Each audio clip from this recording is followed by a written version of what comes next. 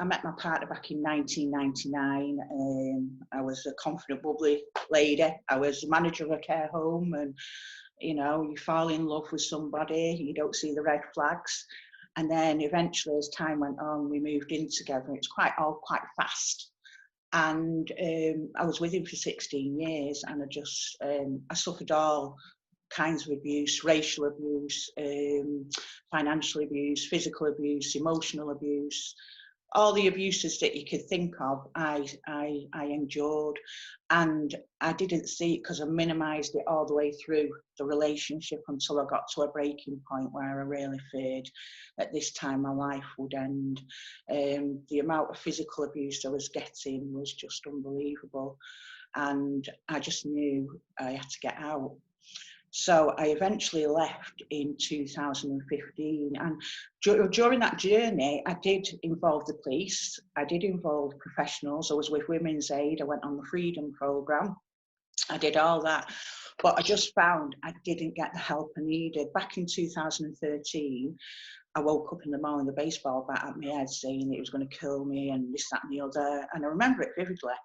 I remember Man United and Man City were playing at the time, and I knew the police wouldn't come. So I had to endure it all day and use my mental health training. So the next day I got in touch with my support worker from Women's Aid, and we went to the police station and made a statement. So they said, right, we've not got enough evidence to arrest him, but what we'll do, we'll go to his workplace, we'll bring him back home, you and the children be out of the house, and we'll move him out for you. So I said, right, okay, that's fine. So I did everything he said. I got a phone call at 6:30, and I was up in McDonald's waiting for the phone call, and it was a police lady, and she said, oh, hi Deborah, do you want to come back home? He's got nowhere to live. And I was just like, wow, how am I going to get out of this relationship? I'm not getting help anywhere. So I eventually had to go home, and he was all sorrowful, obviously, because the police was there. So I endured another 2 years to the point of I just had to leave and make myself homeless. So I did that, and I lived with my oldest son. And then when I left him, he upped his game more. He was really, really bad, to the point where he stole my car, he stole my phone. He was really, really involving a lot of people into it as well, because he knew a lot of people. So I ended up being put into a refuge and put on the Marat route, which was eventually like a blessing, because it was like finally people are listening to me and taking things seriously. So that was the best. I know it sounds really, really daft saying that being in a refuge was the best thing, but it was. And you know, if a lot of women think, oh, I don't want to do that route, I'm here to say, do it. You know, take that option, because it's your only option if that's the only escape route you've got. So I went to the refuge, but he managed to keep my son, who was 12.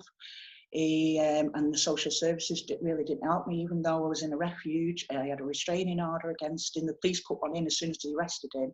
They put a restraining order in for me, so he couldn't come near me, but he still had hold of my son. And the social services just didn't help, because he was in a different area than where I was. So therefore, I was in this refuge with my other child, who was my granddaughter that I had adopted from being a baby. And we both got a house, and I tried to get my son back. To no avail. I couldn't obviously contact him, and they were telling me that I'd have to get a solicitor. So I was like, oh my word, I just can't even afford a solicitor for this. So I endured 4 years without my son. And back in 2018, I decided that, you know, there needed to be more help out there, emotional help for people, because whilst I was in the refuge, emotionally, my needs weren't met. So I thought, right, what can I do to help others along this journey? Because I know a lot of women will be reluctant of going in refuges and things like that.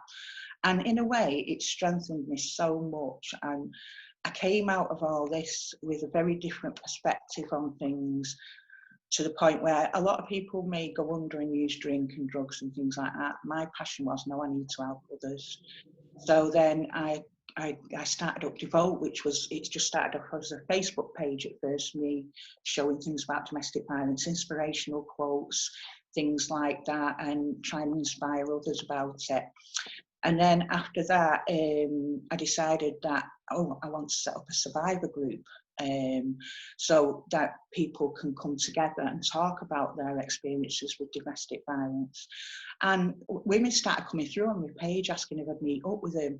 So I started meeting up with women, and you know, and I've made a lot of friendships with women now that have gone through it, which is brilliant.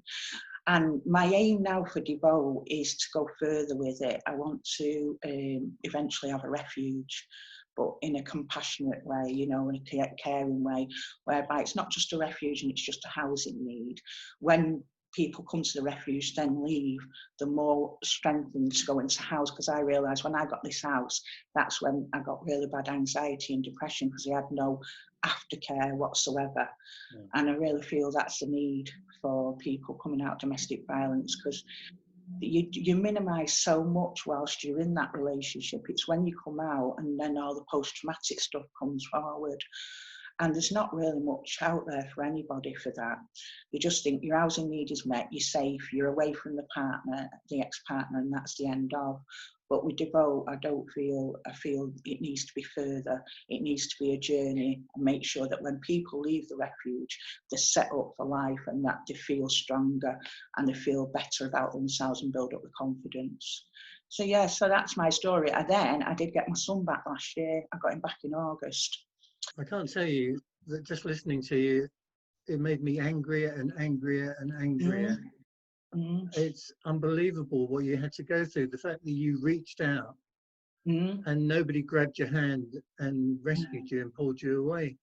Yeah. If you were in their situation now, could you have done anything different? Could they have done anything different? Or were they restrained by the services that they were able to offer? I think because it was back in 2013, it's not a long time ago, it's only 7 years ago. I really feel, I mean, now with the pandemic, domestic violence is really heightened. But back in 2013, it was just still like swept under the carpet. Oh, it's just a domestic. Oh, it's just a domestic. And I think the police viewed it like that, you know, and I just feel, maybe I could have begged them and said, no, I'm not coming home. No, you get him out. Maybe I should have been, but I was that sort of, I think, browbeaten at the time, and the children wanted to go home. They were tired. I remember it, they'd been to school and they didn't want to sit in McDonald's anymore, you know. And in hindsight, I should have been a bit more forceful as well and said, no, I'm not coming back. You get that man out, you know. But I was frightened as well. The main thing is not to be bitter. It's not you that had the problem, it's them, you know. So yeah. That's the main thing I'm here to say to people, because it's awful. I'm just a bit surprised because 2013 is not such a long time ago. No. And I mean, we do have some services in Bolton who refuges and charities who are working towards, you know, services for victims of domestic violence. And did you not reach out to the local organizations? I was with Women's Aid, so they were amazing. I mean, my support worker was amazing, and when she found what the police did, she was furious, and she was like, I just can't believe they've done this to you. They should have just got him out. And I was like, yeah, I know. But I'd done the Freedom Programme, and in a way, the Freedom Programme gave me that confidence to see what kind of abuser he was. That's the whole reason of me doing the video, was to raise the awareness of what's behind closed doors, you know, because at the end of the day, people don't get it. And this poem came, I did some conferences and I did the poem at the end, and I had people coming up to me who was like heartbroken from it, who'd been through it, but also saying how powerful it was. And then I had this guy come up to me with about 6'3", 4 tattoos, and he went, that poem has just hit me right in the heart. He said, because I have abused every woman I've been out with, and that is going to make me think about things now. And I just thought, well, that's what I want from this. You know, it's not for pity, it's not for, I'm no victim whatsoever. In fact, I'm a warrior. You know, it's for raising, you know, it's for raising that up there to show people, you know, domestic violence is not a thing you can sweep under the carpet. It is happening, and there's a lot of people going through it, you know, in both genders, male and female. So it's not just a female thing either. One thing you said there is that it shouldn't be happening. And No. that's been a recurring theme in all our interviews when we're talking about some incredible organisations who are offering, I hope, a lot better help than you found when you needed it.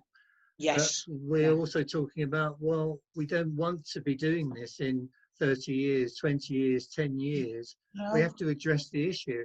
And I love what you were saying when you read your poem in a conference and the guy that came to talk to you was an abuser. Yes. And I think that's part of education, isn't it? About the way we all treat each other, the lack of respect, the way the world is. You need to start at the younger children, then listen to what domestic violence is, because a lot of their behaviours, they won't say something's going on at home, but some of their behaviours will be like ADHD at school and things like that. Therefore, they need to be looked at, and why is that child acting like that, you know, and potentially some of them are not violent, some will just be withdrawn from things. So schools need to be on board with domestic violence. I think all the organisations need to be on point with it. I love the fact that in the pandemic, that Boots have offered a safe space for people to go who are going through it. Yeah. And I think, you know, that was brilliant. I really highlighted that on Devote. But, you know, there needs to be, it's a whole thing needs to be seen, not just by a few people. I think everyone needs to be working together. And the government really need to recognise that this is a crime. It's not just something you can ignore and sweep under the carpet. It is actual crime. And no one should be scared in their own home.